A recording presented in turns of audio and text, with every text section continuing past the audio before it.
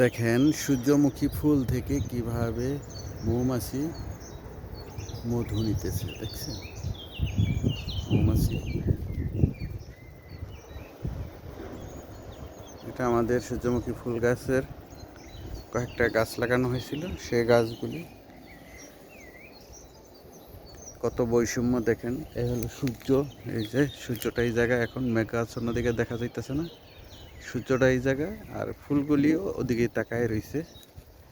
প্রত্যেকটা ফুল ওদিকে তাকায় রয়েছে। এই যে সূর্যটার কাছে, এই যে এটা ফোটে নাই, এগুলি এখন তৈরি ফোটে নাই, এগুলি একই অবস্থা।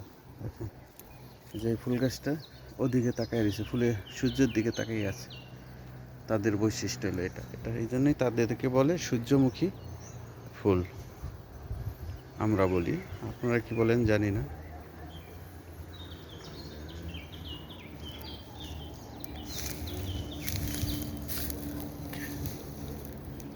সূর্যের সাথে সাথে সে ওদিকে তাকায় রয়েছে, সূর্যের দিকে তাকিয়ে রয়েছে। ওই যে সূর্যটা কিন্তু এখন মেঘের জন্য দেখা যাচ্ছে এই যেখানে